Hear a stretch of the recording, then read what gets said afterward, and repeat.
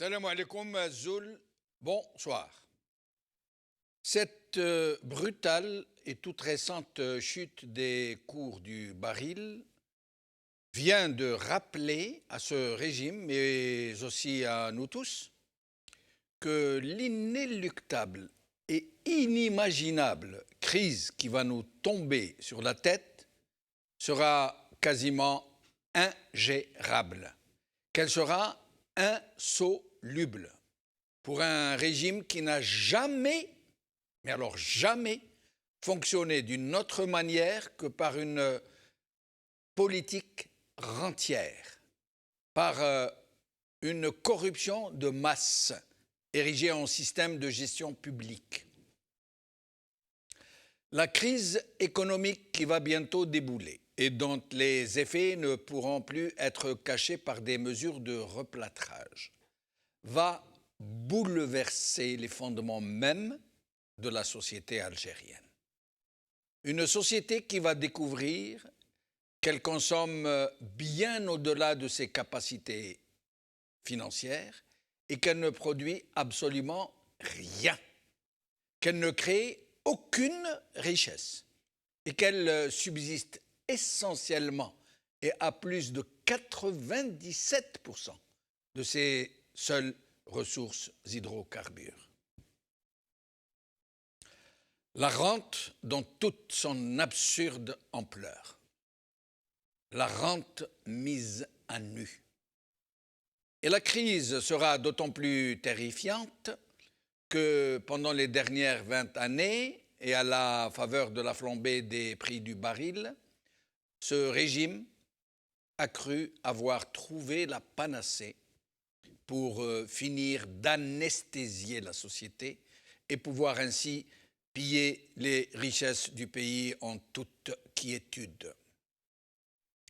Le régime avait donc mis en place un système de redistribution de la rente par cercles concentriques qui vont du premier cercle des généraux jusqu'aux couches les plus défavorisées de la société algérienne dans des proportions relatives à la proximité des catégories sociales plus ou moins proches du cœur du pouvoir, c'est-à-dire du premier noyau du pouvoir, jusqu'à celui des relais en tout genre du régime.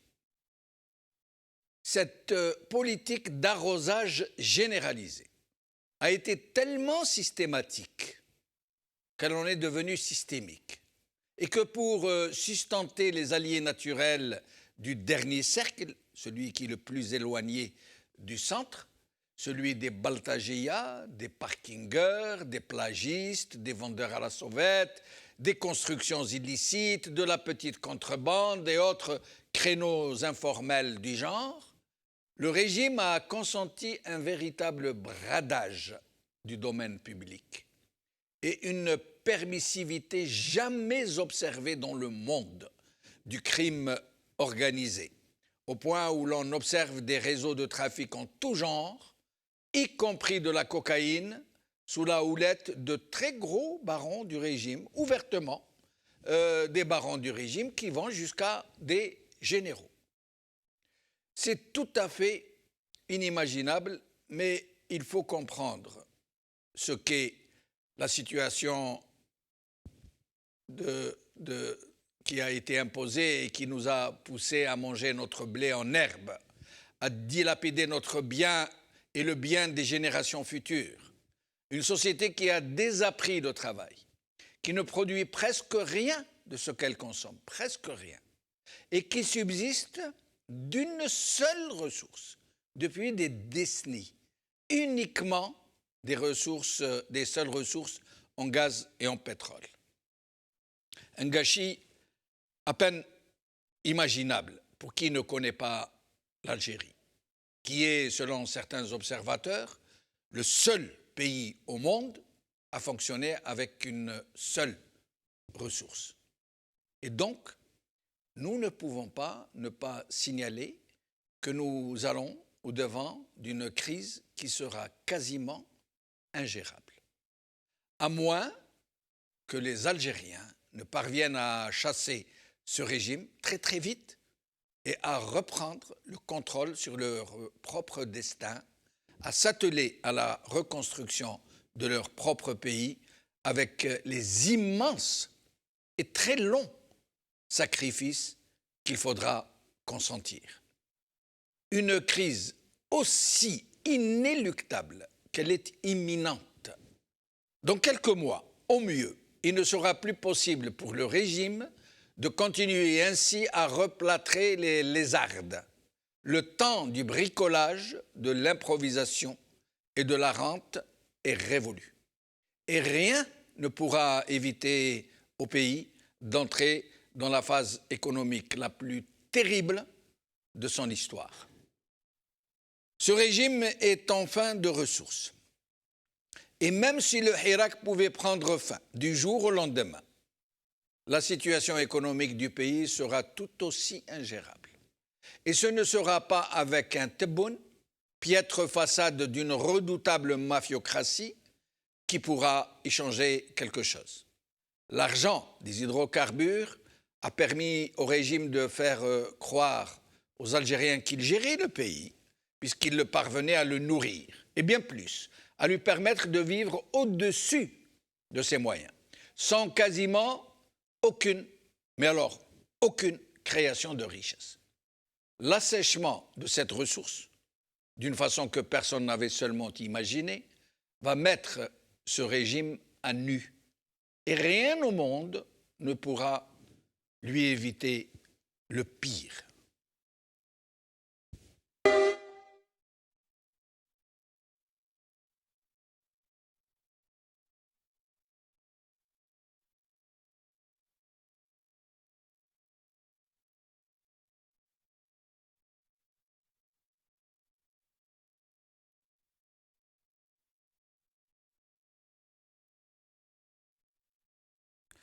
Vous venez de voir une image d'un compatriote en situation de handicap aller au Hirak quand même et faire son devoir de citoyen. Algérie, méga crise économique en perspective, c'est le titre de notre émission d'aujourd'hui. Et pour en parler, j'ai ici avec moi Nordin Aoussat, universitaire et conférencier. Nordin Aoussat, merci d'être avec nous. Merci pour l'invitation, c'est Djamaldi. Merci. À côté de vous, Lies Jbaili, ingénieur économiste. Lies Jbaili, merci d'être avec nous. Merci de votre invitation, Djamaldi. Brahim Younsi, cadre du MDA de 82 à 88. Merci, Brahim Younsi, d'être avec nous. Bonsoir, merci beaucoup. Merci. Alors, il y a plusieurs points. La plus importante dont nous allons commencer à parler maintenant, c'est cette brutale chute des prix du baril. C'est absolument incroyable. Hein. C'est une dégradation vertigineuse. Et le plus drôle, s'il n'était tragique, c'est que l'Algérie est le président en exercice de l'OPEP et qu'elle n'a pas osé faire la plus petite remarque au principal acteur de cette dégradation, qui est l'Arabie saoudite. Ah oui. Pour les raisons qu'on sait très bien, c'est que le régime algérien est devenu, pour dire les choses de façon froide et apaisée, mais non moins réaliste, que ce régime est devenu le toutou de l'Arabie saoudite. Je dirais le vassal. Ah ben, c'est plus gentil. C'est plus gentil que moi. Oui. Voilà. Donc, alors, Lies Jbaili, on est à combien le baril? Il y a 32. 32. 32 et quelques petites ou grosses poussières. Et une banque d'investissement américaine qui porte le nom de Goldman Sachs, elle prévoit une valeur plancher à $20. Dans les jours qui viennent? Non, c'est-à-dire c'est une prévision. Ah, donc, une prévision. Une prévision, voilà. D'accord. Donc il y a 32, il y a 3 jours il était à 46,24, 32. L'Arabie saoudite a bradé jusqu'à $16 le baril. Oui, mais dans certains marchés. Moins que ça. L'Arabie saoudite, elle a toujours déclaré la guerre des prix au sein de l'OPEP, il faut le savoir. Oui, mais là elle ne met que les pays en détresse. Ah oui. Elle les met en difficulté. Elle les met en difficulté. Il y a un autre pays aussi qui met ces pays en détresse, qui n'est pas au sein de l'organisation de l'OPEP, c'est la Russie. Hein. Aussi, elle est toujours réticente, elle a toujours traîné les pieds, elle est toujours réticente à l'idée de réduire de réduire la la production. Absolument. Oui, En fait, maintenant, il table sur une baisse de production de 1,5 million de barils par jour. Hein, c'est ça. Aussi bien la Russie que, je parle sous votre contrôle, je ne suis pas économiste, aussi bien la Russie que l'Arabie Saoudite veulent préserver, voire gagner des parts de marché. Donc ce n'est pas les prix. Par les prix, par le biais du prix. Pas les prix. Oui, forcément, parce qu'ils baissent les prix. Donc moins ils vendent cher, plus ils absolument. montent. Donc ils touchent absolument à l'Algérie, au Venezuela et à d'autres pays qui sont en situation extrêmement fragile sur le plan socio-économique. Et quel va être l'impact direct et immédiat sur l'économie algérienne? Oui.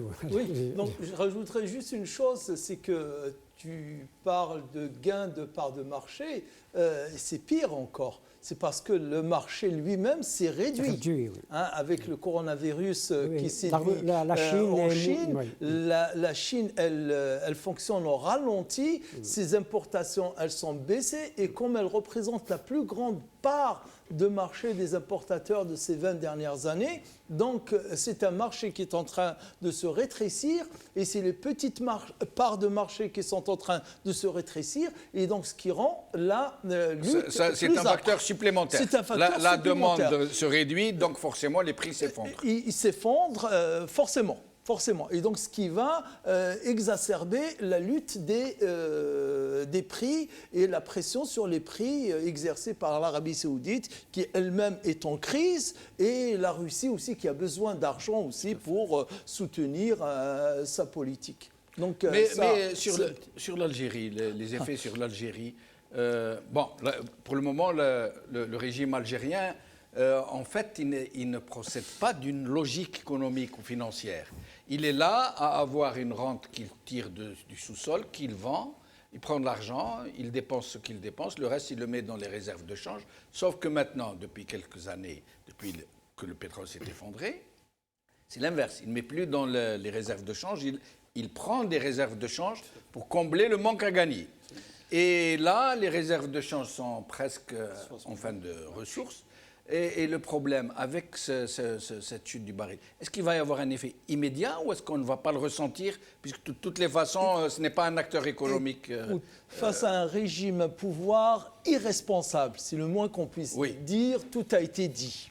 Donc l'irresponsabilité, aujourd'hui, elle crève les yeux du fait qu'on aurait dû entendre aujourd'hui à 8 h du matin que le président de la République convoque un conseil des ministres extraordinaire. Absolument. Parce que ce qui vient de se passer, c'est comme si tu as une force militaire redoutable qui s'apprête à envahir le pays. Absolument. Qu'est-ce qu'on va faire dans ce cas-là? Allez, faisons cette comparaison. Qu'est-ce qu'on va faire si on apprend à minuit, le soir même, ou disons à 6 h du matin, qu'il y a une force qui va nous attaquer? On va convoquer d'urgence... Au moins convoquer...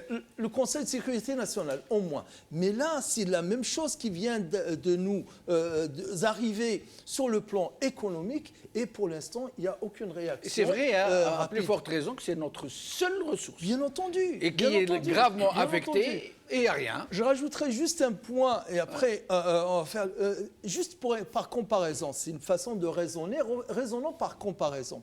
En 2017, suite à la chute du baril de pétrole de 2016, fin 2016, qui était moyenne, ce n'était pas la plus importante, loin de là, des baisses que le pétrole a subi, qui est toujours l'effet yo-yo. De suite, il a été prévu dans la politique financière une baisse, voire même une suppression drastique des importations. 900 produits ont été rayés de la nomenclature des produits admis à l'importation. Mine de rien, en catimini. Oui, 900 produits, c'est pas rien. C'est pas rien. Des produits de différentes natures.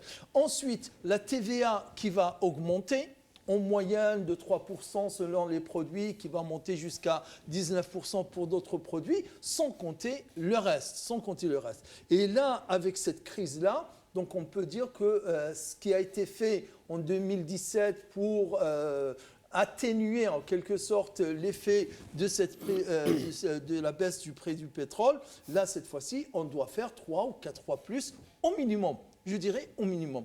Et voilà. Moi, ce que je vois, en fait, pour décortiquer un peu et distinguer un peu la crise, le monde et l'Algérie. Enfin, le monde est touché par une crise économique qui peut être le choc pétrolier. Oui. Ça peut provoquer un choc pétrolier, une guerre des prix. Voilà. Deuxièmement, en fait, la guerre commerciale entre les États-Unis et la Chine qui fait rage, mais en catimini, on ne voit pas une guerre commerciale entre la Chine et les États-Unis.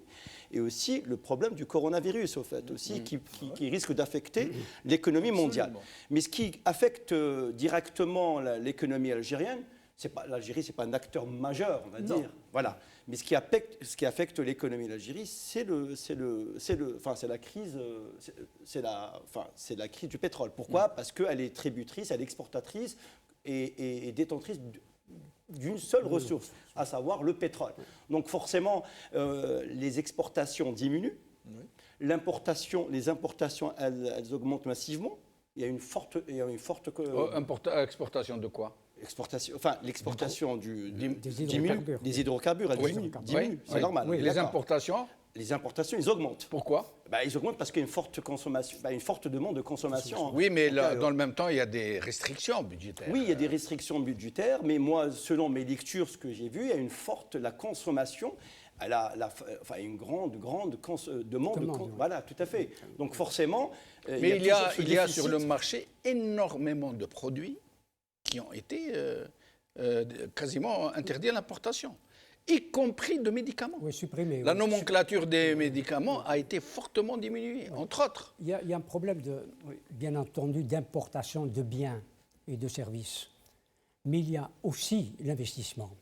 Il y aura un impact considérable sur l'investissement. Plus personne ne va investir. Oui, mais l'État ne pourra plus investir. Oui. C'est-à-dire que cette baisse drastique du prix du pétrole va priver un pays comme l'Algérie d'un manque à gagner de 10 à 15 milliards de dollars. Calcul rapide. De 10 à 15 milliards de dollars, c'est énorme. C'est énorme. À plus forte raison que la réserve de change n'est plus aussi épaisse qu'elle l'était. C'est 60 milliards de dollars de réserve de change. Ça veut dire que si on puise dans la réserve de change, le temps se réduit. Forcément. C'est-à-dire que la crise va s'amplifier dans 1 ou 2 ans maximum. Et qu'elle va nous tomber sur la tête plus vite que prévu. Absolument, absolument. Donc l'État ne peut plus investir. Il ne peut plus satisfaire les exigences, je dis bien les exigences, pas les demandes. Oui, c'est la raison pour laquelle j'utilise le mot exigence. Le peuple a des exigences que le pouvoir ne peut pas satisfaire. Des exigences, d'ailleurs, il avait parlé de construction d'1 million de logements. Oui. Va-t-il pouvoir, parce qu'il doit faire appel à des entreprises, notamment chinoises, à des entreprises étrangères. Tout cela, c'est du dollar. C'est des devises étrangères. En plus, il y a l'économie algérienne, et je parle sous votre contrôle tous les deux. L'économie algérienne a déjà été secouée. Nous avons eu recours à la planche à billets. La planche à billets, c'est 50 à 60 milliards. 6 500 milliards de dinars. Oui, de dinars, mais c'est 50 milliards de dollars. Absolument. Sur ça, je voudrais poser une question. Voilà. Sur ça, je voudrais poser une question. La planche à billets, c'est du dinar. Le dinar, on ne peut rien importer avec le dinar. Absolument, pas donc, on va... Pardonnez-moi. Oui. Le dinar a permis de couvrir tout simplement les déficits budgétaires. Oui, mais le problème est, pour que nous puissions avoir une bonne appréhension du sujet, la planche à billets de M. Yahya qui l'a mise en marche, c'était pour pouvoir payer les fonctionnaires surtout et boucher les trous, par exemple de la caisse de retraite et autres. Parce qu'on peut le faire avec du dinar. Le problème, c'est que quand on paye les gens en dinars et qu'ils consomment en devises, parce que la consommation n'est pas en dinars. Absolument. Si je vous augmente 10 fois votre salaire, mais que les importations en devises sont réduites, qu'est-ce qui se passe sur un plan économique et financier ? Ça crée le déficit. De l'inflation. De l'inflation, galopante. D'accord. Et puis voilà, c'est tout. C'est incroyable. C'est l'inflation, en fait. On ajoute du déficit au déficit. On s'endette pour payer l'endettement. Mais est-ce qu'on n'aggrave pas les choses ? Ça veut dire qu'on injecte une masse monétaire énormissime pour un marché de plus en plus réduit puisqu'il n'y a plus de devises pour l'alimenter ? Évidemment, bien entendu. Donc ça provoque quelque chose. Oui, mais le choc est là. L'Algérie est en situation de choc économique et social. parce qu'ils ne pourront pas, nous l'avons dit, enfin je le répète, ça vient d'être dit, je vais utiliser le même mot que lui, ne peut pas répondre à la demande sociale des Algériens. Alors il y a une question, et après on revient sur le sujet, parce qu'il y a beaucoup de questions encore. Beaucoup de relais du régime sont en train aujourd'hui d'accuser le Hirak d'être la cause de la situation économique et financière aujourd'hui. Ils sont en train de dire tout simplement, à cause du Hirak, les chantiers se sont arrêtés, à cause du Hirak, il n'y a plus de recrutement, à cause du Hirak, on ne peut plus dévaser les barrages, à cause du Hirak, les lignes de métro les budgets pour les lignes de métro qui avaient été débloqués ont été bloqués. À votre avis, c'est à cause du Hirak? C'est pas du tout la réalité, loin de l'être. C'est faux et archi-faux même. Là, ce qu'on est en train de vivre aujourd'hui, ce ne sont que les séquelles, ou c'est même pas, je ne dirais même pas les conséquences, c'est les séquelles du gâchis qui a été fait et surtout au-delà des malversations, de la mauvaise gestion qui a été faite pendant la décennie Bouteflika. Il faut juste avoir quelques chiffres pour comprendre cela. Premier des points, c'est que les 2 décennies de Bouteflika, elle n'a fait qu'accentuer la dépendance que tu as bien souligné tout à l'heure de l'Algérie, de l'économie algérienne, du pétrole. Ça d'une part. Mais d'autre part, c'est que pendant cette période-là de 2012, disons jusqu'à 2013-2014, c'est qu'il y a eu une rentrée massive de l'argent.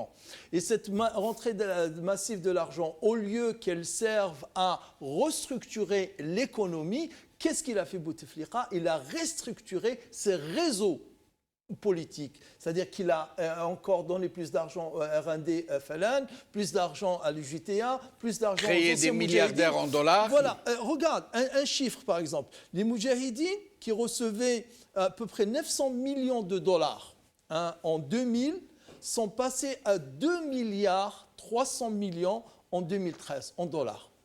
Wow. Qu'est-ce qui fait qu'on augmente c'est des pensions, c'est de l'argent, sans compter à côté que les bénéficiaires, est-ce qu'ils le méritent, ils ne méritent pas, etc. Sans parler de ça. L'armée algérienne, dont les dépenses étaient de 2 milliards 700 millions en l'an 2000, on arrive à 11 milliards en l'an 2012. De 2,7 en 2000, en 12 ans, on va... 5 fois plus. On les a multipliés par 5, ce qui fait que l'Algérie, entre 2006 et 2010, était le 8e acheteur au monde d'armement. 8e au monde.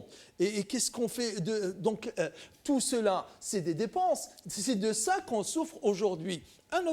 Deux autres chiffres, c'est que pendant les années Bouteflika, on a créé, certes, 97% des entreprises de moins de 9 salariés ont été créées, 76,6% des entreprises ont été créées à l'époque de Bouteflika. Mais 97%, elles ont moins de 9 salariés, mais qui vivent de quoi? Qui vivent de l'ANSEJ et de l'ANDI, l'Association nationale, Agence nationale de développement et des investissements, normalement développement et investissement. Cette agence, l'ANDI, et l'ANSEJ, l'Agence nationale de soutien à l'emploi des jeunes, qui n'étaient en fait que des moyens. Se concocter des clientèles. Tout à fait. On a créé de la clientèle. Clientèle sociale et clientèle politique. On l'a entretenu, et c'est ce qui fait que le Hirak aujourd'hui, je corrigerai d'ailleurs un point sur l'édito de tout à l'heure, puisque ça vient. Oui. C'est le seul point sur lequel j'ai une remarque. Tout à l'heure, tu disais que si ce Hirak devait s'arrêter, si ce Hirak devait s'arrêter, donc ça ne va pas pour autant. Au contraire, s'il y a une chose, s'il y a un point, s'il y a un facteur, s'il y a un élément qui ne doit pas s'arrêter aujourd'hui, c'est ce Hirak. Il n'y a que le Hirak. Après, Rabbi subhanahu wa ta'ala qui peut nous sauver aujourd'hui. Non, mais précision. Oui, moi, ce que j'ai voulu dire, j'ai voulu dire que pour parler le discours des autres, par rapport à cette question, le Hirak, c'est lui, il a créé. Même si le Hirak s'arrête, ils ne pourront rien faire. Oui. Donc, il faudrait inverser et insister sur cette question. S'il y a un point, s'il y a un facteur, s'il y a un élément aujourd'hui qui peut sauver le pays, c'est cet enthousiasme, cette dynamique, cet éveil. Parce que tout à l'heure, il y a un réveil se réveiller ou bien se lever, c'est s'élever et aussi c'est faire une révolution. Donc on est dans cette dynamique, il n'y a que le Hirak aujourd'hui. En fait, on y reviendra en tout cas. En fait, l'Algérie a profité des tensions entre l'Iran et les États-Unis. Le pétrole était entre 120 et 130 dollars à cette époque-là. Oui. Et du coup, les caisses se sont remplies. Après, peut-être l'Algérie s'est lancée dans des chantiers assez monstrueux, la construction de l'autoroute, dont le kilomètre carré qui a coûté 7,3 millions d'euros le kilomètre linéaire. Le plus cher du monde à configuration égale. Et sans annexe, hein, c'est-à-dire sans tunnel, sans annexe, sans aire de repos. Comme il n'est pas le plus cher, il est 2 à 3 fois plus cher. Voilà. Revenons aussi la grande mosquée d'Alger, la grande mosquée d'Alger, dont les travaux ils n'ont jamais cessé de finir. Après, le prix de départ il était X, à la fin X plus delta de X. Donc toutes ces infrastructures, ils ont coûté à l'Algérie. Et l'Algérie aussi, elle s'est lancée dans d'autres chantiers où elle ne maîtrisait pas aussi la technologie. Donc, elle faisait appel à des entités étrangères pour gérer les chantiers, dans pas mal de domaines. On a renouvelé la flotte, l'armée aussi, hein, c'est sous la houlette de Gaïd Salah, il a renouvelé une véritable flotte de la marine de guerre. On a acheté des corvettes, des Italiens, on a acheté des corvettes, des vedettes, on a des systèmes radars. Voilà. Mais cet argent, il ramène des commissions. Il ne faut pas l'oublier. Tout à fait, des rétrocommissions. Les achats non, pas les rétrocommissions. Les commissions. Les rétrocommissions, c'est ce que les généraux reversent à leurs vendeurs. Tout à fait. Or, eux, les commissions qu'ils prennent, l'armement, c'est au moins 10%. Alors imaginez un peu 10% de 10 milliards. C'est 1 milliard. Voilà. Vous avez des ministères, c'est des centres de coûts, comme le ministère des Moudjahidines, qui consomme à lui seul 2,4 milliards d'euros. Je ne sais pas si... c'est ce qu'on avait dit. C'est tout à fait, c'est 2,4. Voilà, donc il n'y a pas l'outil, le tissu industriel a été complètement cassé, laminé sous la houlette de Yahya. Il a vendu plus d'entreprises publiques qu'un dinar symbolique, 800 entreprises nationales qui ont été bradées. On ne sait pas faire la prestation de service, même la prestation de service, c'est quelque chose de simple, de facile, on le sous-traite. Je veux dire, on est carrément... L'Algérie est un marché, est un déversoir. Le fameux Conseil national d'investissement, qui a été créé par Bouteflika, qui a été proposé sous l'égide du Premier ministre Yahya, le Conseil national d'investissement, pour investir à hauteur de 1 milliard de dinars. Mais ceux qui investissent, ce n'est pas les petites PME et PMI, ni les pauvres citoyens lambda, c'est les grands barons, c'est les oligarques. Eh bien justement, parlons de ces investissements des grands barons, des oligarques. Est-ce que vous connaissez un seul investisseur en Algérie, un seul, qui soit réellement créateur de richesse? Je ne parle pas des petites entreprises de transformation autour desquelles on fait beaucoup de bruit, ou des grandes concessions automobiles. Mais est-ce qu'il y a une seule entreprise qui soit du véritable investissement à court ou à moyen terme et qui produise réellement de la richesse? Pour moi, je vois une seule. Vous m'arrêtez si je me trompe. C'est Rabarab. Mais Rabarab, il fait dans la transformation. Il ramène des oléagineux qu'il broie, il en fait de l'huile. De véritables industries, non. Il n'y en a pas. De véritables industries, il n'y en a pas. La question qui me semble fondamentale, c'est que la dégradation de la production en Algérie, ça c'est parce qu'on produit en Algérie, mais pour le marché intérieur, la question des hydrocarbures, c'est l'importation parce que notre production interne n'est pas exportable. Donc, c'est seul le pétrole nous procure les devises nécessaires pour importer ce que nous ne produisons pas ou nous ne produisons que très peu. Sur la question des infrastructures, c'est très bien de développer les infrastructures d'un pays, mais ces infrastructures-là sont de mauvaises infrastructures. On a vu l'état de l'autoroute. On a construit des logements aux Algériens. On a vu l'état des logements. Et on voit l'état des logements, leur dégradation. On a construit des hôpitaux, on voit l'état des hôpitaux. Les dégradations, etc. Mais la croissance économique, avant même que le Hirak commence, baissait beaucoup. Oui. Baissait beaucoup. Même le FMI a baissé les prévisions de la croissance économique algérienne. Elle était, le pouvoir précédent avait pronostiqué 2,5, 2,6 de croissance. Il ne fera pas 2,2, 1,2 avec la crise qui est là. S'il fait 1,2, ça serait déjà extraordinaire. Oui. Tous les pays avec le coronavirus aujourd'hui, la croissance de tous les pays est en train de chuter et gravement chuter. C'est-à-dire qu'il y a une crise économique mondiale. L'Algérie est secouée encore plus que les autres par cette crise économique qui se présente à nos portes. Mais le Pourquoi ? problème, Parce que l'Algérie, et le mot marché a été employé, l'Algérie est devenue un vaste marché que nous avons offert à l'Union européenne et à la zone déversoir, comme on vient de le dire. Mais justement, parce que, si vous permettez, le Maroc qui a investi une usine Renault à Tanger, coût de production, matériel, équipement, 500 000 euros. Pour produire 450 000 voitures. 500 000 euros 500 000 euros. Vous êtes sûr? Non, 500 000 euros. Non, ça ne peut pas être. 500 millions. Peut-être 500 millions d'euros. 500 millions d'euros. D'accord. 500 millions d'euros pour produire 450 000 voitures avec autorisation. Destinées à l'exportation. Destinées à l'exportation. L'Algérie, je dis bien là, j'en suis sûr et certain, c'est 1 milliard d'euros. 1 milliard d'euros. Le double. Pour produire que 25 000 voitures, 25 000 unités, mais uniquement à usage local. Et en plus, voilà. Ils ne font pas, c'est un peu comme l'exemple que vous avez donné de Rabarab. Ils ne font pas, par exemple au Maroc, il y a les sous-traitants qui se comptent par centaines tout autour. Celui qui construit les les taux d'intégration sont beaucoup plus hauts.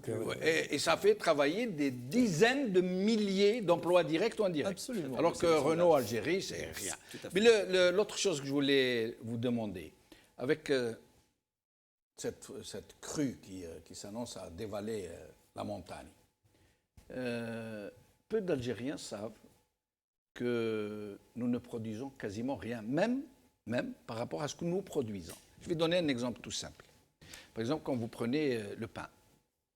Le pain, un économiste un jour m'a fait une démonstration, il m'a dit le pain est importé. Il m'a dit si on décompose les intrants, qu'est-ce qu'il a fallu mettre de produits importés pour faire le pain? Tout est importé. Là, on n'est pas producteur de blé dur, on est importateur de blé tendre. Nous, c'est l'inverse, on n'est pas importateur de blé tendre. Oui. Il faut importer la farine, il faut importer les levures, les produits chimiques, le pétrin, le camion qui sert à ramener la farine du porc à la boulangerie, les équipements qui servent à ramener de l'eau du sous-sol jusqu'à la boulangerie. Tout est importé. Ce qui fait que quand on décompose les intrants, il n'y a que le sel et la main-d'œuvre. Même l'électricité est importée de façon directe. Quand on prend le poulet, par exemple un poulet de 5 kilos, comment on le mesure? 5 kilos de poulet proviennent, par exemple, je donne un chiffre comme ça au hasard, de 50 kilos d'aliments du bétail. Sans aliments du bétail, il ne peut pas y avoir de poulet. Et puis, les médicaments, les installations, les trucs. Or, quasiment 90% des aliments du bétail pour le poulet sont importés. Donc, on a importé le poulet. Et donc, c'est la même chose pour Rabarab, par exemple. Oui, tout à fait. Rabarab importe la matière première qui sert à être malaxée pour donner du... En fait, c'est juste... Et je ne parle pas de surfacturation que ce genre d'opération permet. Mais les importations ont été favorisées pourquoi on importe? Pourquoi ces importations massives? C'est pour favoriser les surfacturations. Quand on importe, absolument, évidemment. J'ai deux remarques à faire sur ces deux exemples très pertinents que tu viens de donner, Si Jamaldin. Donc le premier, qui vient d'être souligné à l'instant par rapport à la corruption, tu sais, l'ONG, l'organisation non gouvernementale Transparency International, depuis classe l'Algérie au 105e niveau. 105e niveau. Sur combien? Sur les pays du monde, 147 pays. 140. Voilà. Donc pratiquement ce qui fait de l'Algérie le pays le plus corrompu au monde. Il fait partie du top 10, je dirais. Il fait partie des top 10 des pays les plus corrompus au monde. Et quand on regarde à côté de cela, on rajoute un autre facteur, l'importance de cette manne qui sert à la corruption, on peut dire que l'Algérie, c'est le premier pays. Parce que vis-à-vis des pays qui ont des petites recettes et qui sont fortement corrompus, et nous, avec ces grosses... Donc il y a ce point-là. Donc cette corruption qui fait que, bon an, mal an, on est toujours situé dans le peloton des 10 premiers pays les plus corrompus. Donc ces recettes-là. Deuxième point, c'est que souvent, quand on parle de l'économie algérienne, c'est un peu toujours, on a une seule grille, la même grille d'analyse. On regarde les facteurs macroéconomiques. Notamment les recettes par rapport au pétrole, la fiscalité publique par rapport à la seule ressource qui est le pétrole, les exportations, les rentrées de devises 93, 95%, 97% qui proviennent du pétrole et du gaz. Mais on oublie les facteurs microéconomiques. Et les facteurs microéconomiques, c'est des facteurs qui concernent les entreprises, ceux dont on parle depuis tout à l'heure. Ces entreprises qui devraient être des entreprises de création de richesse. Moi, j'apporterai un bémol par rapport à Arbrab. Moi, j'ai de l'admiration. Au-delà des certains points à côté sur le type, d'ailleurs, j'étais un des seuls qui l'avait défendu par une vidéo qui a été, quand il a été mis en prison. On ferme la parenthèse, d'accord. Mais le fait d'importer des oléagineux pour les transformer en huile, on a créé de la valeur ajoutée. Parce que ce n'est pas le même prix. Avant, on importait de l'huile comme ça. On a créé de la valeur ajoutée. On a créé au moins un peu de valeur ajoutée. Et c'est un record en soi. Dans un pays comme le nôtre. Voilà, on aurait dû le faire sur plusieurs produits. Imagine, moi, en 84, quand j'ai fait mon mémoire, que j'étais à l'Institut de commerce, qu'on appelle aujourd'hui HEC, Hautes études commerciales, voilà. Donc de Ben Aknoun, je suis diplômé. J'ai fait mon mémoire et j'avais pris 2 exemples de publicité commerciale qu'on faisait pour l'Ahda. L'Ahda, à l'époque, c'est l'Onalé qui importait. On importait du lait reconstitué, c'est-à-dire on importait de l'eau mélangée à de la poudre qu'on payait en devises à l'époque. Comment on ne peut pas penser à l'époque déjà d'importer de dire poudre, non, on n'importe que de la poudre et de rajouter de l'eau. Voilà, rajouter de l'eau et on a le lait Lahda. Et on a de la valeur ajoutée aussi. Et on a de la valeur ajoutée aussi. Mais le problème, c'est cher. Quand ils ont découvert ça, ils ont rajouté 2 fois plus d'eau. Oui, c'est un autre facteur. Mais c'est un peu ça, c'est ce système-là, c'est ce régime-là qui n'a jamais pensé à l'intérêt du pays. On pense à leur poche, à leur compte, à leurs avoirs plus qu'autre chose. Je vais revenir à la question de l'importation. La question de l'importation est posée, a été posée dès les années 70. C'était une politique économique. À l'époque, c'était aussi une question de moyens. Oui, d'une part. Quand on exportait pour 7 à 8 milliards de dollars par an, jusqu'à 10 milliards de dollars. Ce que je veux dire, c'est dans la doctrine. Oui. Dans la doctrine. L'importation, c'est une doctrine économique algérienne. D'accord. C'est l'importation par substitution à la production. Oui, tout à fait. C'est clair. C'est la doctrine algérienne. Cette doctrine... Je rajoute juste une parenthèse, après je te rends. Imagine, quand j'ai fait, plus tard, 88, quand j'ai fait mon mémoire, c'était à Aix-en-Provence, de DEA, sur la commercialisation des fruits et légumes dans la région algéroise. C'était le thème de mon DEA, diplôme d'études approfondies. Je découvre dans les archives, etc., qu'on appelait l'ail, l'oignon et la pomme de terre des produits stratégiques. C'est-à-dire que l'ONAFLA, à l'époque, l'Office national des fruits et légumes algérien, importés pour revenir, on les appelait produits stratégiques. Mais tu te rends compte? Parce qu'il y a Ramadan, et sur toute l'année, mes chers Ramadan, l'ail, produit stratégique, l'oignon, produit stratégique, pomme de terre, stratégique. Socialement, oui. Socialement, c'est stratégique. Oui. Socialement, c'est stratégique. Et quand on ne produit pas ces 3 produits, dans un pays comme l'Algérie, qui est un pays méditerranéen et consommateur de ces ingrédients, quand on n'en produit pas, c'est très grave. Ah, bien sûr. Ça veut dire oui, qu'on est obligé de les importer. Oui, tout à Donc fait. c'est stratégique. Oui, donc il n'avait pas tort. Leur importation est stratégique. C'est Vous l'importation qui est stratégique. C'est aussi le problème des produits subventionnés. C'est-à-dire les produits subventionnés par l'importation. On va en parler. On va en parler maintenant. Alors, là aussi, c'est une mesure sociale. C'est une mesure sociale. oui, alors on va en parler. Pour revenir à la microéconomie, à l'entreprise, on a essayé, il y a quelques années seulement, on a essayé la politique de l'offre. C'est-à-dire avantager l'entreprise. Ça a totalement échoué également. Ça a totalement échoué. Aujourd'hui, moi, ce qui m'inquiète, aujourd'hui, que l'Algérie est devenue un marché ouvert. Les barrières douanières sont levées, elles sont toutes levées, aussi bien pour les produits africains que pour les produits européens. C'est-à-dire sans droit de douane, l'Algérie perd ou ne gagne plus 7 à 8 milliards de dollars par an. Pourquoi il n'y a plus de taxes douanières? Non, c'est fini. L'importation, l'adhésion à l'eau. Pourquoi, en fait? Je n'ai pas compris la question. Non, la levée des barrières douanières. Vous êtes sûr produits, de ça, Brahim? Oui. Les importateurs de ce genre de produits ne payent plus de non, il n'y a plus de taxes douanières. Sur les marchandises. Parce que l'Algérie participe à une zone de libre-échange. Ah, la grande zone de libre-échange arabe. Oui, il y a la grande africaine et même européenne. On a signé les accords d'association avec l'Europe. Ça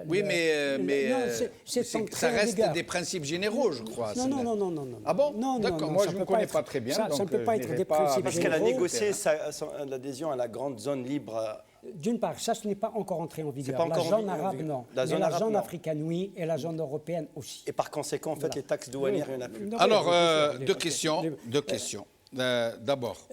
Si vous me permettez, juste cela. Oui. La question aussi qui me semble fondamentale, c'est la question de l'endettement, du financement de la politique économique. Oui, on va y arriver. Ouais, on va y arriver. Ah, d'accord. Alors, d'abord, la première question, c'est qu'est-ce qui va arriver quand le matelas devise sera épuisé? Ça veut dire dans quelques mois, au grand maximum dans 1 an et demi, totalement épuisé. Qu'est-ce qui va se passer? Où vont-ils trouver de l'argent? Est-ce qu'il leur sera possible de trouver des prêts par le truchement du FMI ou d'autres institutions internationales? Et ce ne sera pas peu, parce qu'il ne leur faudra pas 10 milliards de dollars, il leur faudra un minimum de 30 milliards de dollars par an. Par an. Chaque année, ils doivent trouver 30 à 40 milliards de dollars. À votre avis? Je rappelle qu'un jour, Ali Benouari, dans cette émission, il avait parlé de famine. Il m'a dit, moi, je prédis la famine. C'était l'ex-ministre du Trésor. Pas rien. C'est un monsieur très introduit dans la haute finance suisse. C'est ministre des Finances. Et donc, il a dit, je prédis la famine. Alors, ça a été le tollé général. Comment peut-il dire ça? Jamais l'Algérie ne connaîtra de famine. Est-ce que nous pourrions arriver à de telles extrémités? Rien n'est impossible s'il n'y a pas d'ajustement de l'économie ou s'il n'y a pas de réajustement de l'économie algérienne. Si elle n'est pas ciblée vers les populations. Évidemment que nous en arriverons. Mais d'ores et déjà, s'il n'y a pas de famine, il y a des familles qui ne mangent pas à leur faim. Déjà, aujourd'hui. Il y a de la misère. Parce il y a de 10 la millions pauvreté. de gens qui vivent en dessous du seuil de pauvreté. Il y a une misère aujourd'hui en Algérie, pas seulement de la pauvreté. À l'époque, nous parlions de pauvreté. Aujourd'hui, il y a des foyers de misère. Oui. Et c'est extrêmement grave dans un pays comme l'Algérie. Vraisemblablement, si l'Algérie elle a commencé à le faire. Parce que le politique est internationalisé. Il y a une internationalisation du politique, c'est clair.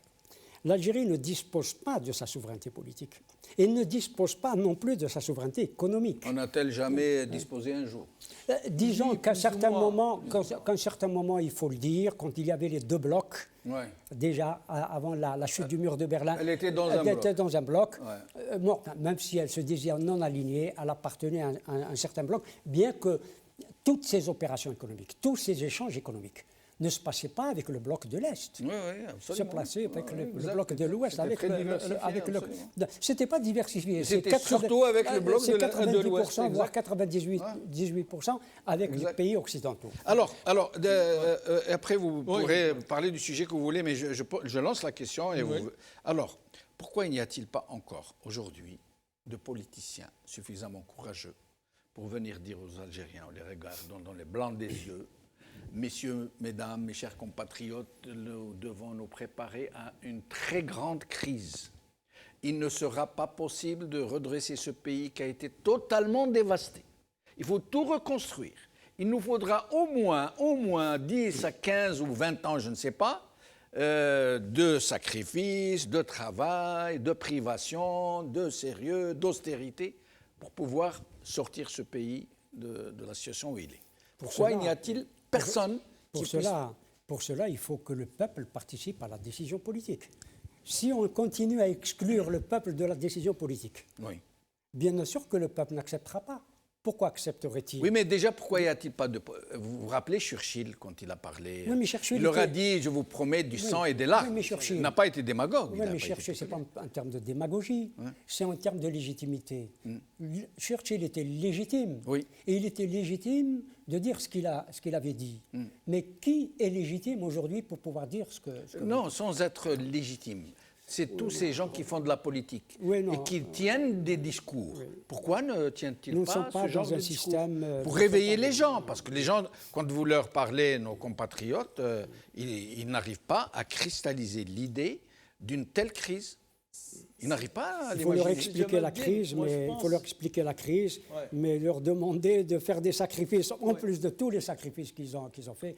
Mais on n'aura pas le choix, on devra passer par ça. Moi, je pense que parce que le point nodal, je dirais, le nœud de cette crise, je dirais, c'est qu'il est avant tout politique, au sens large, noble du mot politique. C'est d'abord une crise politique avant qu'elle ne soit une crise de situation, de conjoncture, d'effet de l'économie internationale, de baisse du pétrole. Elle est d'abord politique.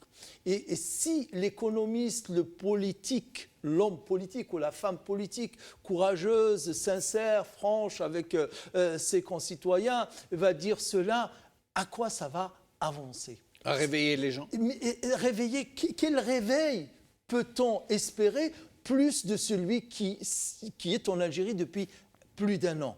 Quel réveil plus de... C'est vrai, non, mais sur un plan économique, les Algériens ont été anesthésiés. Ils n'ont pas, ils ne peuvent pas imaginer qu'un jour, le pays en serait réduit à ne pas pouvoir assumer l'alimentation de sa population. Ils vont le ressentir peut-être, on l'a ressenti. Moi, je me souviens, j'ai toujours en mémoire, je dirais, olfactive et mémoire de 96, la crise de 96. Oui. J'étais...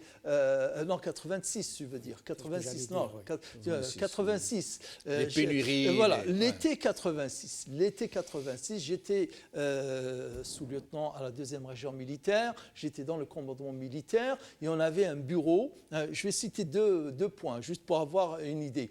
On avait un bureau qui distribuait à tous les capitaines, les chefs de service, etc., chaque jour presque, une fois toutes les semaines, comme ça de journaux. Le Monde, Le Figaro, Libération, plus les magazines, sans compter l'actualité qui sortait le jeudi, etc., dans chaque bureau. Il y a le petit sergent, le petit caporal du bureau qui vient le chercher au rez-de-chaussée. Moi, je vois ça, c'était dans notre bâtiment, etc.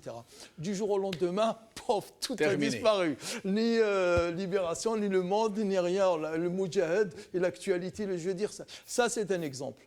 Quand on voit ça, on sent bien. Deuxième exemple, à l'Ekmil, au Oran, le quartier où il y a la 2e région militaire, la place qu'on appelle Toro, en face, il y a une entreprise de torréfaction du café.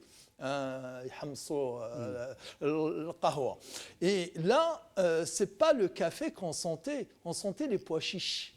Wallah, c'est ça, presque 100%. Il faisait griller les pois chiches et les torréfier. On torréfiait des pois chiches pour les mélanger, je ne sais à quel pourcent, certainement 60-70%, de café. pour les mélanger à du café, pour pouvoir maintenir un prix qui était, attention, 10 fois plus cher que ce qu'il l'était quelques mois avant. C'était 40 dinars le kilo. 86, c'était 40 dinars le kilo de café. Du jour au lendemain, en quelques semaines, il est passé à 400 dinars. À 400 dinars. 400 dinars le kilo du café. Il était à 40 dinars, il est passé à 400 dinars. On va en rajouter un zéro. Et encore. Et avec ça, il fallait lui mélanger du café. C'était même pas du café pur, c'était du café mélangé à du pois chiche. Ce qui va arriver maintenant, c'est que le prix de l'essence, du gasoil, etc., dans les quelques mois ou dans quelques semaines, il va être multiplié par 4. Si ce n'est par 10. Disons au bas, la moyenne, il va être multiplié par 4, par 2, c'est sûr. Et à ce moment-là, ils vont commencer, les citoyens, à réaliser que là, il y a quelque chose qui se passe. Mais est-ce que le peuple algérien est prêt à accepter un discours de vérité, ce qui se passe réellement en économie? Est-ce qu'il est prêt à faire des concessions? Est-ce qu'il est prêt à dire il faut que je fasse des concessions pour un avenir meilleur, pour aller de l'avant? Mais faudrait-il commencer par lui demander, par lui expliquer. Mais celui qui lui demande, jusqu'à présent, on est en train que de lui mentir. Tout à fait. Et quiconque oserait dire une partie seulement de la vérité passerait pour un Cassandre, pour quelqu'un qui jette des cris d'orfraie à un moment où tout se passe bien, quoi. Il faut disposer de la légitimité. Pour revenir à 86. En 86, nous venions de passer, de signer, nous, le pouvoir, de signer un contrat avec la France, avec François Mitterrand à l'époque, François Mitterrand, où les prix du gaz avaient été indexés sur le prix du pétrole. Et là, c'est des milliards de dollars qui ont été perdus. Parce qu'il y a une crise. Parfois gagné aussi, quand le prix du pétrole était... Mais c'était très rare à cette époque. C'était très rare. Donc, le prix du pétrole, l'Algérie vendait son pétrole à perte. Par rapport au gaz, quoi. Non, par rapport à la production de pétrole. Le coût de production de pétrole. D'accord. Par rapport au coût. À perte. Et pourquoi produire alors?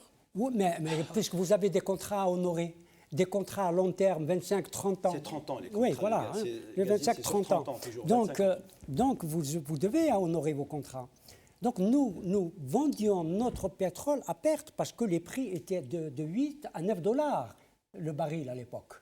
Alors que nous, ça nous coûtait relativement plus cher. Le prix de revient était plus élevé que le prix de vente. Ouais. Nous le vendions à perte. C'est-à-dire en même temps, la France bénéficiait du gaz à un prix extrêmement bas, 8-9 dollars. Donc l'Algérie se retrouve et s'est retrouvée dans la même situation, et vous aviez raison de parler des années 90, parce que c'est à ce moment-là qu'on a provoqué, j'espère que ça ne sera pas le cas aujourd'hui, on a provoqué la guerre que nous avons connue, que nous avons vécue, parce qu'on a voulu faire passer les programmes d'ajustement structurel. Le FMI a fait obliger, parce qu'il leur fallait de l'argent, injecter de l'argent, il leur a prêté de l'argent, mais il fallait faire passer les programmes d'ajustement structurel qui ont, là, pour le coup, affamé la population. La population, s'il n'y avait pas la guerre, les tueries que nous avons vécues, la population se serait révoltée. Se serait socialement révoltée. Alors, un sujet... les soutiens des prix de première nécessité ou les subventions. Tout le monde sait déjà que cette mesure ne profite pas seulement aux gens les moins... Je donne l'exemple du sucre. Le sucre est soutenu.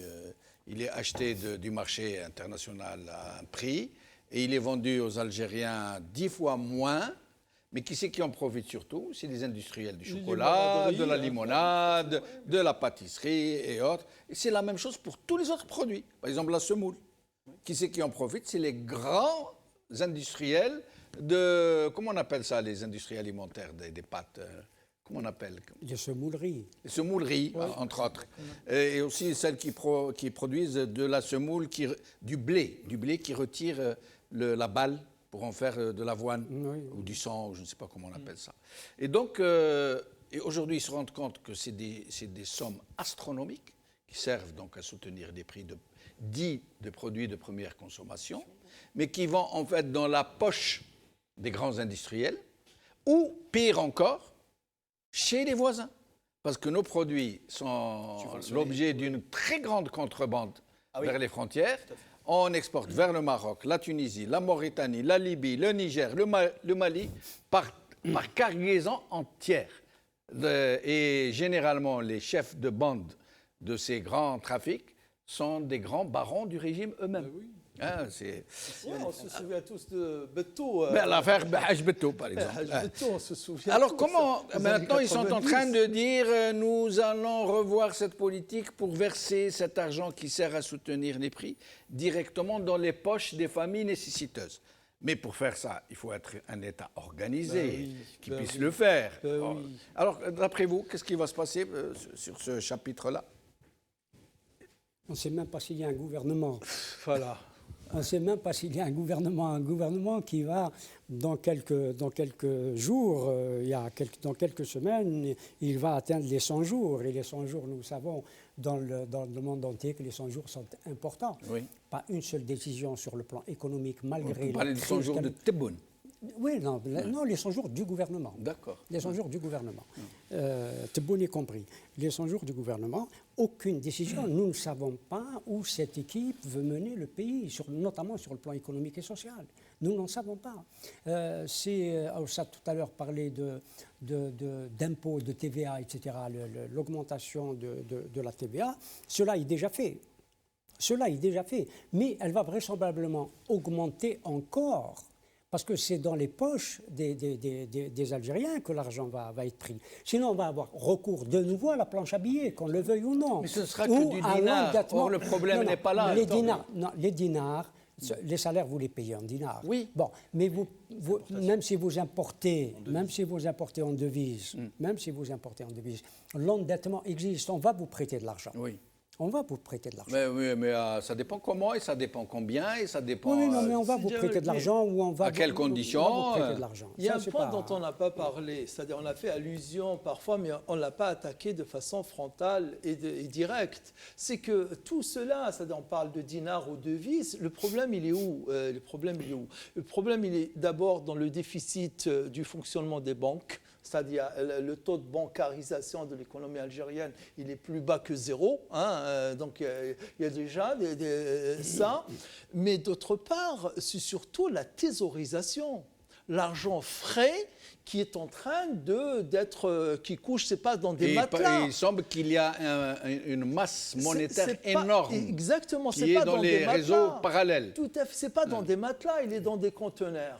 L'information elle a circulé, c'est pas les réseaux sociaux qui l'ont inventé, c'est les agences de presse et les organes de presse nationaux, les 3 fameux conteneurs qu'ils ont trouvés enterrés dans le jardin d'un général, c'est-à-dire 3 conteneurs d'argent frais. On parle de 80 milliards, je crois. Quelque chose comme ça. Je dirais qu'on ne peut même pas calculer. Il paraît, et moi j'ai ces informations-là, d'ailleurs c'est le grand problème, il est lié à la planche à billets, il est lié à beaucoup de problèmes. C'est ce taux de thésaurisation qui est énorme. Quand vous avez une masse monétaire, vous avez créé 50 milliards de dinars. Ces 50 milliards de dinars, au bout d'un an, il y a 30 ou 40 milliards qui vont dans les caves. Ils sont cachés dans les shkara. Ils sortent du circuit. Ils sortent du circuit, ils ne rentrent pas ni dans les banques. Et comme l'activité, elle est stagnante.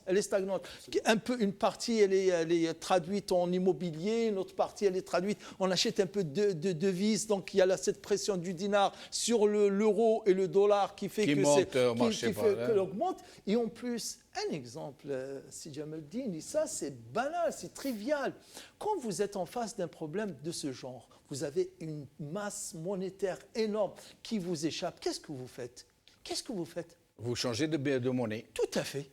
Vous changez de monnaie. Et encore. Et vous forcez tout le monde à ramener son argent à la banque. Non. Et encore, en étant réaliste, froid, je dirais même pragmatique, de dire vous allez faire rentrer des milliards et des milliards, on ne vous demandera pas de compte. D'où vient cet argent. Qu'on ne subisse pas de problème. Vous faites rentrer, vous faites une clémence, à la limite, vous leur garantissez, on fera un petit redressement. Mais on vous garantit qu'on ne vous mettra pas en prison. Parce que normalement, on devrait les mettre en prison. Pourquoi on ne l'a pas fait? Pourquoi on l'a pas Parce qu'eux-mêmes sont concernés. Ils sont concernés. Ça a été fait. À quel moment? Ça a été fait il n'y a pas très longtemps, en fait. Ils ont incité les gens à... Ils ont donné autorisation aux banques de rapatrier... Sans demander l'origine des fonds. Absolument, sans l'origine. Mais juste une question, c'est que le coût de l'informel, on peut le quantifier. C'est ça, oui. L'argent de la mafia en Italie, elle est intégrée dans l'économie italienne. On peut le quantifier. Oui, le coût de l'informel, il est quantifiable. Je ne sais pas comment parce qu'on sait ce qu'on a imprimé de billets à peu près, parce qu'on sait ce qui... Absolument. Oui, ça c'est... Et l'argent qui n'est pas rentré. Mais je ne me souviens plus du nom du ministre de l'économie de l'époque qui avait appelé à acheter des obligations. Oui. Voilà. Donc, mais ça n'a pas marché.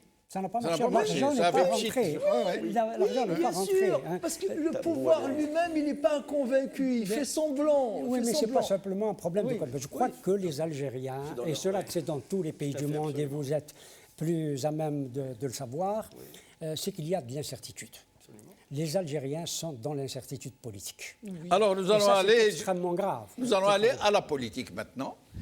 Tebboune qui arrive donc à ses 100 jours, qui nous avait fait tellement de promesses.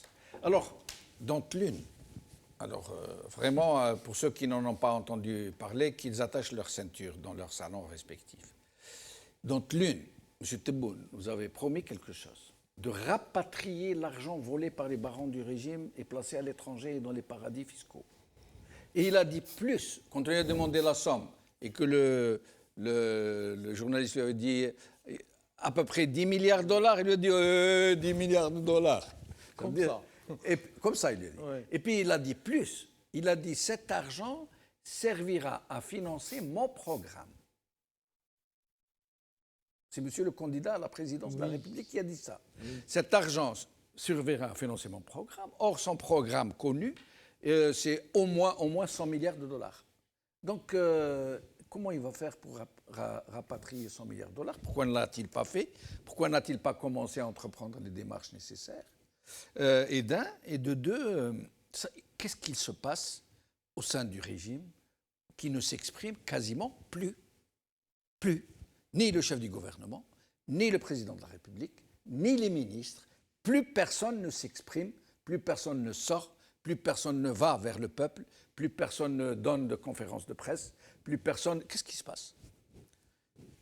Au fait, M. Tebboune, on l'a vu, au fait qu'il était très actif dans la course à la fonction de la présidentielle, très actif, invité dans les plateaux.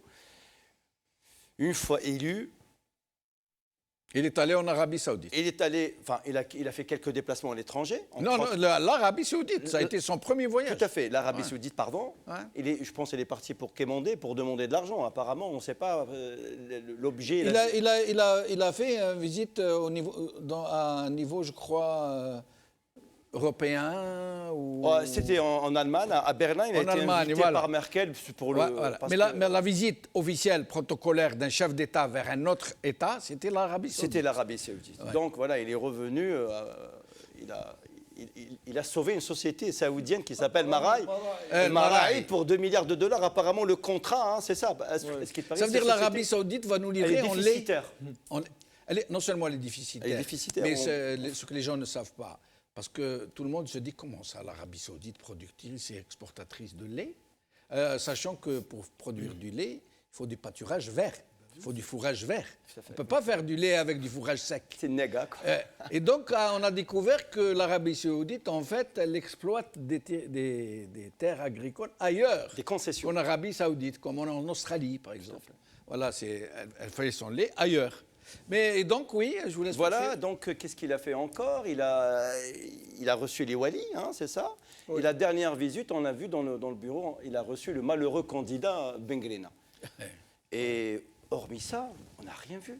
On n'a rien vu. Il a consulté avec d'autres chefs du parti. Monsieur Mokre, hein, c'est ça, les autres, du MSP. Et puis, Tauf, plus rien, c'est le silence radio. Plus rien, il a lancé la balle de révision ou de la Constitution, c'est ça, je pense. Hein. La préparation. Préparation, le terme désignation d'un comité d'experts. Tout à fait. Mais le problème, quand il avait nommé le DG de l'ENTV, puis, quelque temps plus tard, limogé le DG de la douane et nommé un autre DG de la douane. Alors, 3 décrets qui ont été pris, qui ont été validés en Conseil des ministres et qui ont été cassés par on ne sait qui. Quelqu'un, donc certainement au sein de l'état-major, les généraux, a décidé de ne pas... Parce que ce sont de postes clés. Tout à fait. La douane, tout le monde sait c'est quoi. Ouais. Et le NTV, tout le monde sait c'est quoi. Le NTV, c'est la télévision publique, c'est la voix, la voix de son maître. Et donc, depuis, Tebboune, à qui on a cassé... Il y a un président qui ne préside pas, il y a un gouvernement qui ne gouverne pas. Ouais. Donc, il y a d'autres acteurs. Mais il semble que l'armée aussi, je vous rappelle que M. Chengereha a été nommé chef d'état-major par intérim et par décret, ce qui n'est jamais arrivé. Jamais arrivé. C'est-à-dire, vous voulez nous amener à parler de ce fameux État profond. Exactement, à plus forte raison qu'il est en train de réémerger. Ce Deep State, comme disent les Américains. Exactement, vous m'amenez tout naturellement. Donc il y a une administration, l'État profond, c'est une administration parallèle. Voilà. Non, on l'a croyait disparu avec le démantèlement du DRS. Non, mais elle ne peut pas disparaître. Il y a toujours une police politique. La police politique n'a pas disparu. C'est la hiérarchie qui a été... Il y a ces oligarques sur le plan économique et qu'il y a ces oligarques sur le plan politique. C'est clair. En plus, moi, je lis un petit peu l'IE. Ce qui se produit en ce moment, à la fois sur le plan de l'absence du gouvernement, parce qu'ils sont beaucoup plus préoccupés par les questions de sécurité, et après la nomination du général-major Abdelaziz Mdahan, nous voyons la répression s'accroître. Vous ne pensez pas que ce soit une coïncidence? Non, je ne le crois pas. Vous liez l'arrivée de Mjahed à la présidence avec la recrudescence de la violence? Oui. D'accord. Absolument. Moi, j'ai une autre lecture, moi. Déjà, à commencer par l'état profond. Moi, je suis convaincu, c'est-à-dire c'est ma lecture aussi des événements, donc ce que je lis, ce que j'écoute ici et là. Je ne suis pas du genre à dire que j'ai des gens qui m'ont aucune information. Je suis un universitaire, je lis, je sais lire, et je sais comprendre. Voilà. L'état profond, il était, après l'affaire de Tigran Turin, il était vraiment très, très désarçonné. D'ailleurs, c'était le prétexte principal pour limoger Toufiq et changer. Et depuis ce moment-là que l'état-major était en bataille ou en guerre, parce qu'il n'y a pas qu'une seule bataille, plusieurs batailles, pour récupérer ce fameux état profond. Et quand je dis l'état profond, c'est-à-dire les prolongations, ou les prolongements plutôt, et les relais à tous les niveaux, régional, local, etc., du DRS, que l'état-major était en train de récupérer. La dernière bataille, c'est celle de avril 2019 et la mise sous boisseau de Tartag et de Toufiq, etc. Ça y est. Et après, le DRS, le DCSA est en train de récupérer tout. C'est ce qui fait qu'à un moment, on a senti un petit flottement. Et aujourd'hui, et je vais relier ça, moi aussi, je lis aussi le retour sur le limogeage et la nomination d'un nouveau DG de la douane, c'est qu'avant, il faut que l'autorisation du DRS pour les nominations à tous les niveaux. La fameuse fiche bleue. Fiche bleue. Avec Bouteflika, ils sont passés de cela. Il n'était plus, je dirais, tributaire de cela. Ça pouvait se négocier, mais s'il décide de nommer, il nomme. Il n'a pas à attendre que la fiche bleue lui vienne, etc. Peut-être, et c'est ce qu'il est en train de faire, c'est bon. Il est en train de faire du bouteflikisme. mais avec rien comme force, pouvoir, légitimité pour le faire. Il a essayé de faire du bouteflikisme en nommant le DG, sans attendre la fiche bleue. Et après, on lui a rappelé 24 heures après, attends, on ne t'a pas envoyé de fiche bleue pour que tu décides. Attends la fiche bleue. Et aussi, il est en train de faire du bouteflikisme par la nomination de Sim Djahed pour le conseiller, parce que c'est ce qu'il avait fait, comme il s'appelle Gneizia, il était Bouteflika, il était conseiller de Bouteflika, un autre Taltag par la suite. Il a ramené des généraux à la retraite, il les a réintégrés dans des postes de conseillers sécuritaires. Mais c'est juste du copiage, il est en train de faire du mimétisme. Mais du mauvais copiage. Oui, bien sûr. Parce que Bouteflika, à la limite, quand il est arrivé, il a trouvé une douzaine de généraux, il les a noyés dans la masse de 400 généraux. Il a nommé 400 généraux pour noyer les 12. Et ils ont complètement disparu. Et qu'est-ce qu'il a fait, Bouteflika ? Il a corrompu plus de 200 généraux dont il a fait des milliardaires, des propriétaires, des industriels. Il les a quasiment subordonnés à ses ordres. Or, M. Tebboune... rien, voilà. Ouais. Donc c'est à pour côté ça que de je disais... Bouteflika, Oui. c'est vraiment même pas l'ombre. Hein, mais les services secrets qui étaient rattachés à Bouteflika, maintenant, elles ne le sont plus. Avant, Bouteflika a réussi à les démanteler. C'est pas rien. C'est pas que lui, hein, c'est surtout Saïd Bouteflika et Gaïd Saleh. C'est surtout ces deux-là, parce qu'à ce moment-là, Bouteflika était déjà parti. Depuis il avait amorcé. Voilà, il avait commencé, et c'est Saïd et Gaïd qui ont fini le boulot. Mais sinon... Je crois que c'est la raison pour laquelle le général-major Abdelaziz Mjahid a été nommé à ce poste de conseiller à la sécurité et aux affaires militaires, je crois, c'est son titre. Parce qu'en ce moment, précisément avec ce qui va se passer sur le plan économique et social, il y a un lien, me semble-t-il. C'est le contrôle des espaces et de l'ensemble des espaces. Toute la répression que nous voyons, c'est pour le contrôle des espaces. On ne veut pas que le peuple contrôle de nouveau les espaces le samedi. Ah, donc à partir du moment où cette troisième journée a été décidée... Voilà. Mais le contrôle des espaces va se faire d'une manière ou d'une autre. D'une manière ou d'une autre. Parce qu'il peut y avoir des dérapages. Et des dérapages non pas du côté de la révolution. Parce que le pouvoir et l'état profond, il existe parce qu'il se reconstitue. C'est comme le ténia. C'est comme le ténia. L'état profond veut absolument en finir, me semble-t-il, avec la révolution. Donc il est dans une raison instrumentale et Mjahid, il faut connaître un peu son pédigré. C'est que c'est un lobbyiste russe.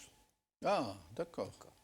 C'est aussi un éradicateur. Oui, bah justement. C'est un lobbyiste russe. C'est un attaché des intérêts russes en Algérie.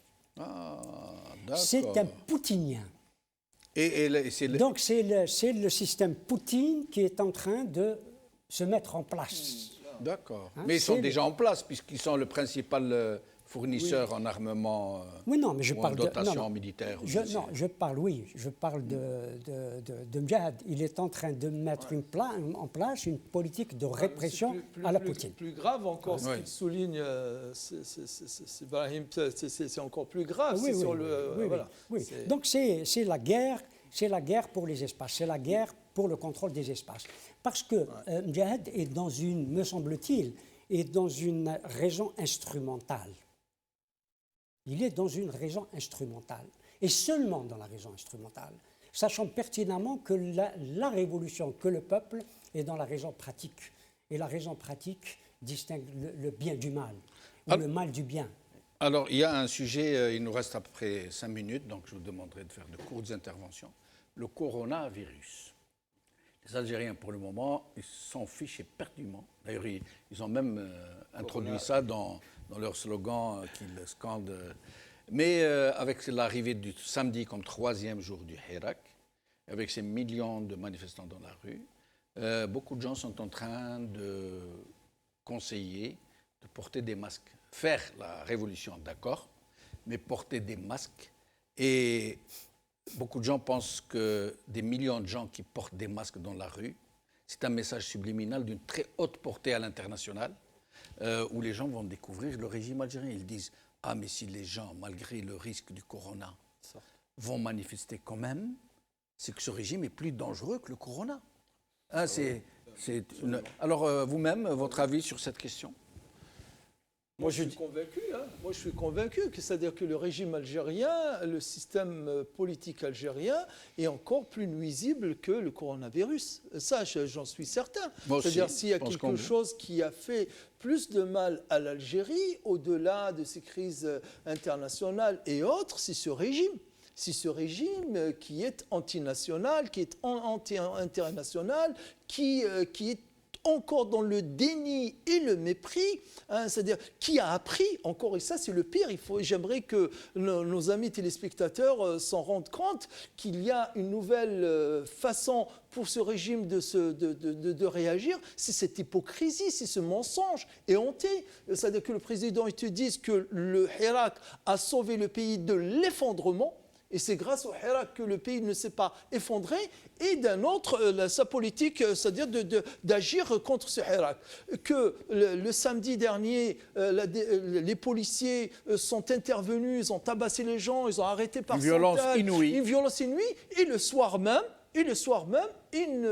un communiqué de la DGSN de dire attention, il ne s'est rien passé. Et les manifestations n'ont pas été autorisées, oui. Alors que Tebboune, leur président de la République, a qualifié le Hirak de Moubarak, oui. Et il a appelé lui-même toutes les formations politiques à manifester lors de l'anniversaire du première année du Hirak. Vous vous rappelez? Oui, et le RND qui a répondu présent. Il a dit que ce sera un jour anniversaire désormais. C'est une schizophrénie absolument. Donc ça aussi, cette nouvelle donnée a intégré aussi. Donc il est très dangereux. C'est qu'il est devenu vicieux encore. Avant, il était autoritaire, autoritaire et totalitaire. D'accord? Et là, il est devenu encore vicieux. En fait, il y a deux virus. Le virus du corona, il est à échelle mondiale, hein, d'accord. Il y en a un virus, au fait, de la SABA, le système en place, qui est dans le déni, qui n'est pas à l'écoute, qui est quasiment, voilà, il est dans une impasse, peut-être. Enfin, je sais pas. Dans une impasse absolue. Maintenant, moi personnellement, je dis que le Hirak, il va occuper, il est déterminé à aller jusqu'au bout. Je pense qu'il faut occuper les espaces. Le mardi, c'est les étudiants. Le vendredi, c'est moi, je propose samedi. En fait, il faut l'escalade. Mais s'il y a une troisième journée, ça va être très grave pour le régime. Ils ne pourront pas tenir. Parce que samedi est une journée de travail en Algérie. Mais les forces de sécurité, les forces de sûreté en Algérie, ils sont fatigués. C'est intenable. Oui. Le vendredi, le mardi. Si on leur rajoute le samedi. Et aussi les tribunaux, parce qu'ils sont tout le temps derrière nous. Donc forcément... Ça va éclater quelque part. Il faut cette cadence, elle est intenable. Elle est tenable sur le court terme, mais sur le long terme, c'est bon, ils vont lâcher. Brahim Younsi, le mot de la fin. Il y a entre les Algériens, pour ne pas dire la révolution, entre le peuple algérien et le système politique et ceux qui le gouvernent, des contradictions de logique. C'est la raison pour laquelle il n'entend pas. Il ne veut pas entendre. Il n'entend pas, donc il ne sait pas parler. Tous ceux qui n'entendent pas ne savent pas parler. Oui. Et le régime algérien n'entend pas, donc il ne sait pas parler. Il ne peut pas parler, parce qu'il a une logique qui est une logique externe. Et on en a parlé aujourd'hui. Il ne bouge pas parce qu'il bouge à l'extérieur. Il essaye d'importer la légitimité comme il importe les tomates et les pommes de terre. Merci Brahim Younsi, merci Ilyas Djibaili, merci Nordin Aoussat. Merci à vous, chers amis, d'avoir suivi cette émission. Je rappelle que demain, mardi, est une journée de manifestation des étudiants, mais pas seulement, des étudiants accompagnés de leurs proches pour les protéger depuis la fameuse journée où ils ont été tabassés. Ce serait bien si demain les Algériens nous donnaient un exemple de haute tenue civique en portant des masques, de préférence des drapeaux, puisqu'il n'y a pas de masques malheureusement dans les pharmacies algériennes, donc des écharpes, des drapeaux, pour donner du Hirak algérien une image magnifique au monde entier, pour que le monde entier sache que nous combattons pire que le coronavirus. Silmiya, Khawa, Bqa la khair. بلدي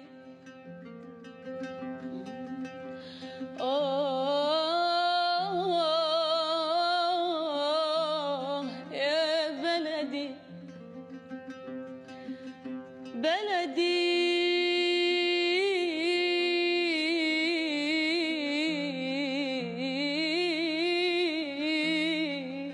بلدي